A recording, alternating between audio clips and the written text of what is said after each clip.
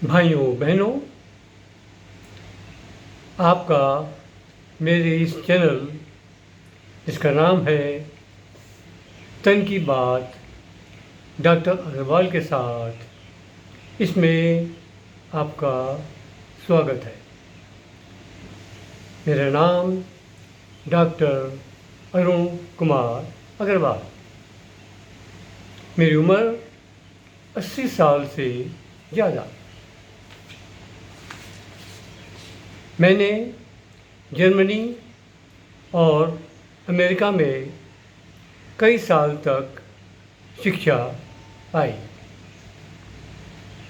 पिछले 50 सालों में मैंने हज़ारों मरीजों का इलाज किया और उनमें से सैकड़ों मरीज पेट के रोगों से ग्रस्त थे, परेशान थे और उनमें से कुछ लोग पेप्टिक अल्सर और ड्यूडेनल अल्सर इससे पीड़ित थे। ये उनको बताया गया था कि जो मॉडर्न मेडिसिन में इसका कोई इलाज संभव नहीं है, लेकिन जब मैंने उनको विश्वास दिलाया कि मैं आपको अवश्य ठीक कर दूंगा, तो उनके चेहरे पर जो खुशी थी वो देखने लायक थी। तो भाइयों बहनों, मैं पेप्टिक अल्सर के बारे में बात करने के पहले मैं आपको बताना चाहूँगा कि ये पेप्टिक अल्सर हमारी जो पाचन संस्थान है, डाइजेस्टिव सिस्टम, इसको आप देखिए ये मुंह से शुरू होती है, नीचे नली, ये स्टमक। पेप्टिक अल्सर मेनली यही होता है। और देखिए स्टमक के बाद में एक छोटा सा एक रास्ता, इसको कहते हैं पाइलोरस। ये पाइलोरस में एक वाल्व लगा होता है जो पेट के एसिड को आंतों में नहीं आने देता, क्योंकि आंतों में जो माध्यम है वो एल्कलाइन है। और इस पाइलोरस के जस्ट बाद में कुछ दूर तक जो एरिया है ये है ड्यूडेनम। कुछ दूर तक हल्का सा एसिडिटी का माध्यम पे रहता है, लेकिन फिर तुरंत ये एल्कलाइन हो जाता है। और उसके बाद में ये छोटी आंत, ये बड़ी आंत और ये मलद्वार। तो आज हम इस स्टमक और ड्यूडेनम के अल्सर के बारे में बात करेंगे। अब देखिए, हम अगर स्टमक के अंग को बीच से ट्रांसवर्स सेक्शन यानी कि आड़ा आड़ा अगर एक कट कर दें तो अंदर का स्ट्रक्चर कैसे दिखाई पड़ता है, ये देखिए ये है। इसमें बिल्कुल उंगली के आकार के बहुत से इसमें स्ट्रक्चर्स हैं, इनको विलाई कहते हैं, विलाई। ये स्ट्रक्चर इसलिए ज़्यादा है कि इसमें अधिक से अधिक एरिया खाने को पचाने के लिए मिल पाए, इसलिए ये शेप बना हुआ है।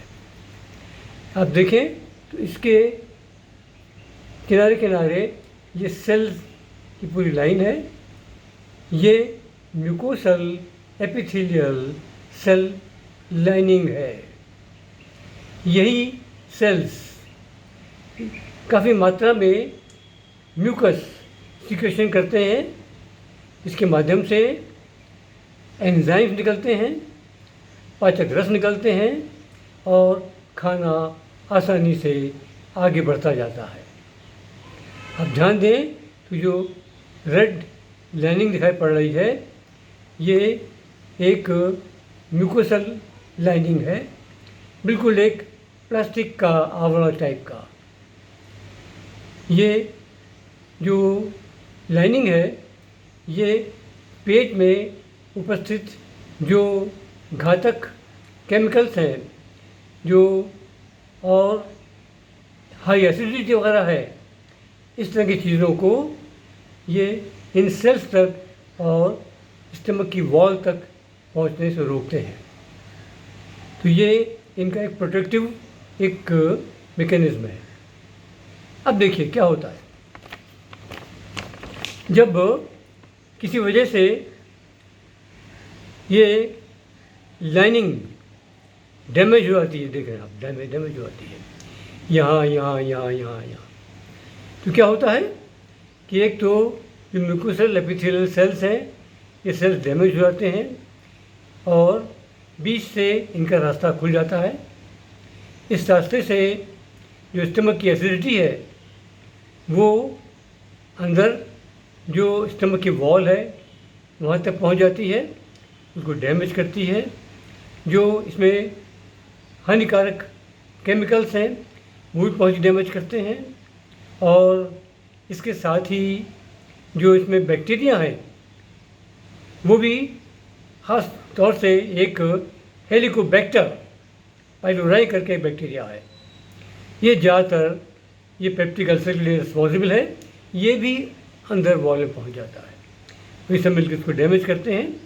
इसके साथ ही जो एक एंजाइम पेप्सिन जो नॉर्मली खाने को पचाने के काम आता है, वो भी इस रास्ते से वॉल में पहुंचकर जो स्टमक की वॉल है इसको डैमेज करता चला जाता है, और इसमें फिर वो घाव बनते चले जाते हैं, और यही घाव अल्सर कहलाते हैं। अब क्योंकि ये पेप्सिन के द्वारा बनाए गए अल्सर हैं, इसलिए इसको पेप्टिक अल्सर भी कहते हैं।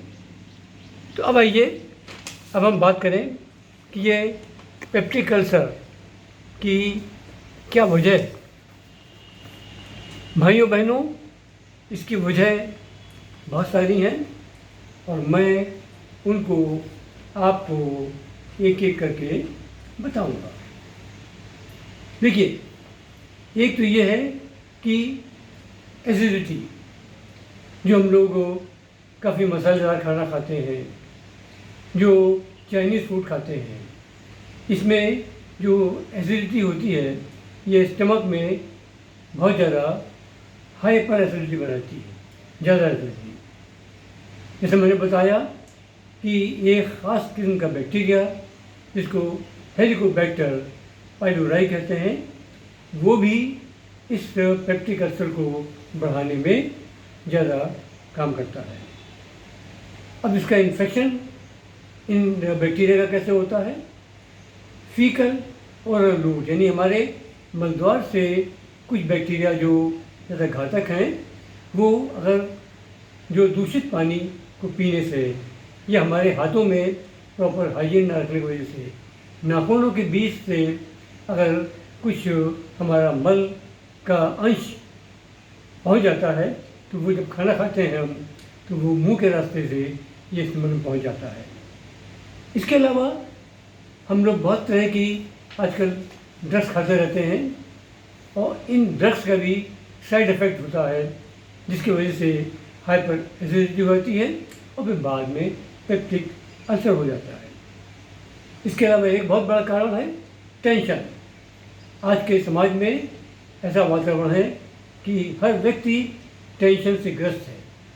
टेंशन भी पेट में हाई एसिडिटी सिक्रीट करती है, उससे हाइपर एसिडिटी हो जाती है, और फिर वही म्यूकल सेल लाइनिंग को डैमेज करके फिर बाद में अल्सर बनाती है।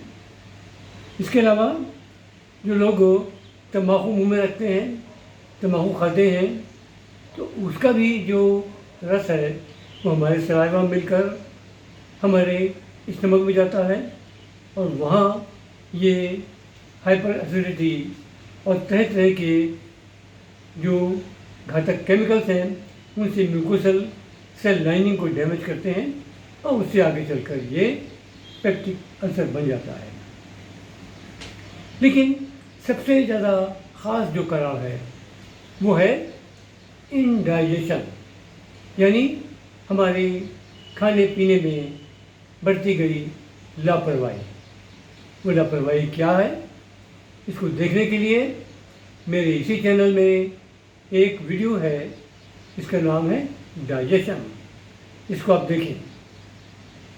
इसमें बताया गया है कि खाने को आप मुंह में इतनी देर तक चबाएं कि वो बिल्कुल पेस्ट जैसा बन जाए, तभी उसको अंदर स्टमक में करें।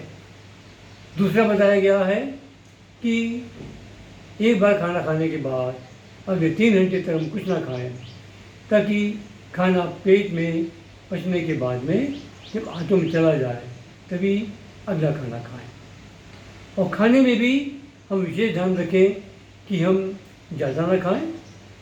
ज़्यादा खाने से जो काफ़ी खाने का अंश अनडाइजेस्टेड चला जाता है, और यही आगे आंतों में पहुंचकर जो बैक्टीरिया हैं इन पे ग्रो करते हैं।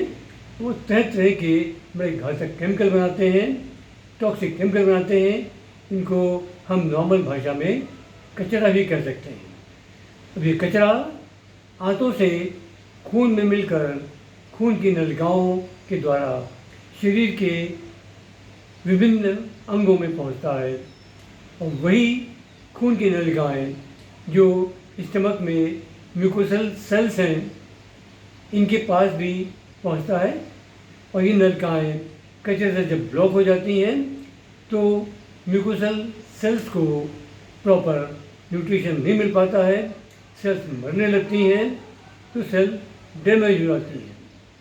डैमेज होने से जैसे मैंने बताया कि पेट का सारा केमिकल, बैक्टीरिया, घातक केमिकल्स और पेप्सिन सब अंदर पहुंचकर जो पेप्टिक अल्सर को बढ़ाते हैं। अब आता है कि एक और कारण जो मैंने बताया मैंने, टेंशन। अब देखिए आजकल का जो समय है बहुत ज़्यादा टेंशन से भरा हुआ है। हम टेंशन से ग्रस्त रहते हैं, तो टेंशन के क्या कारण हैं, तो इसके लिए आप मेरा इसी चैनल में एक वीडियो देखिए, टेंशन। और इसके साथ ही मैंने एक और वीडियो दिया है इसी चैनल पर, उसका है नाम स्ट्रेस। उस स्ट्रेस में मैंने मेडिटेशन के बारे में बात की है। इस वीडियो को भी देखें, और जो डायरेक्शन बताए गए हैं इसमें मेडिटेशन का अभ्यास करने के लिए उसको आप करेंगे तो आपको जो ये पेप्टिक अल्सर है ये जल्दी नहीं होगा। अब इसमें मैंने डाइजेशन वाले वीडियो में एक बात और बताई है, वो है डाइट चार्ट। ये दिन भर में कब कब क्या क्या खाएं जिससे कि आपको किसी प्रकार की पेट की बीमारी ना हो, इसके अलावा और भी कोई बीमारी ना हो, इसको आप देखें और इसी को खाएं। इससे पेप्टिक अल्सर और ड्यूडेनल अल्सर होने ठीक करने में बहुत आसानी होगी। जैसा मैंने बताया कि अगला है ड्यूडेनल अल्सर। मैंने आपको पहले परिचित में बताया था कि स्टमक के बाद में एक छोटा सा सकरा सा रास्ता आता है जिसे कहते हैं पाइलोरस। उसमें पाइलोरिक वाल्व होता है जो एसिड को पेट से आंतों में जाने से रोकता है। जब किसी वजह से पाइलोरिक वाल्व डैमेज हो जाता है तो पेट की एसिडिटी आंतों में आने लगती है। तो ये जो आंतों का शुरू का हिस्सा है इसको ड्यूडेनम कहते हैं, ड्यूडेनम। इस ड्यूडेनम में जब ज़्यादा एसिडिटी आ जाती है तो इसके सेल्स भी मरने लगते हैं, और यहाँ भी जो कचरे की वजह से प्रॉपर न्यूट्रिशन जो ड्यूडेनम के सेल वॉल को मिलना चाहिए नहीं मिल पाता है, वो भी डैमेज होने लगते हैं। उसकी वजह से उनमें काफ़ी डैमेज होकर उसके रास्ते से एसिड अंदर पहुंचता है, बैक्टीरिया अंदर पहुंचते हैं और वो आगे चलकर घाव बनाते हैं जिनको कि ड्यूडेनल अल्सर कहते हैं। अब आइए कि अब मेरे पास में अब जो मरीज आते हैं तो सबसे पहले तो मैं क्या करता हूँ कि जो उनकी हाइपर एसिडिटी है और जो कचरा है इसकी सफाई कराता हूँ। इसके लिए हमारे योग में षटकर्म की क्रिया बताई गई है। षटकर्म के अंतर्गत 3 मुख्य क्रियाएं हैं। एक है नेति, एक है कुंजल, एक है शंख प्रक्षालन। इन तीनों के द्वारा इसमें एसिडिटी और कचरे को अधिक से अधिक साफ किया जाता है। जब साफ हो जाता है तो खून की नलिकाएं वो कचरे से मुक्त हो जाती हैं और फिर शरीर के सारे अंगों को खून पहुंचने लगता है, अंगों को पोषण मिलने लगता है और अंग स्वस्थ होने लगते हैं। और फिर स्टमक की और डुोडेनम की जो म्यूकोसल सेल लाइनिंग है वो भी दोबारा से ठीक हो जाती है और डाइजेशन प्रॉपर होने लगता है। अब आता है योगासन। क्योंकि पेप्टिक अल्सर में पेशेंट बहुत वीक हो जाते हैं तो शुरू में हम 1 हफ्ते तक ज़्यादातर उनको सबसे आराम वाले आसन ही कराते हैं। तो इसमें शवासन, योग निद्रा और 4-5 तरह के शिथिल आसन हैं वो कराते हैं। 1 हफ्ते में कुछ उनकी एनर्जी मरीजों की अच्छी होने लगती है, तब उसके बाद में तरह तरह के दूसरे योगासन कराते हैं। इसमें कुछ आसन खास हैं, जैसे शशांक आसन, पवन मुक्त आसन, सूर्य नमस्कार, वज्रासन, पश्चिमोत्तानासन, ये खास हैं, इनको हम कराते हैं। उसके बाद में प्राणायाम की क्रियाएं कराते हैं। प्राणायाम में भी सबसे जो इजी आसन है वही कराते हैं। इसमें नाड़ी शोधन, भ्रामरी और ओम ध्वनि और खेचरी मुद्रा ये कराते हैं। इन सब के बाद में फिर हम वो मेडिटेशन की क्रिया कराते हैं। जैसे मैंने बताया कि स्ट्रेस के वीडियो में मैंने जो क्रिया बताई हैं उनका आप अवश्य करें, तो उसको करने से आप देखेंगे कि आपका टेंशन कम होगा। टेंशन कम होने से जो खून में कचरा है वो कम पहुंचेगा।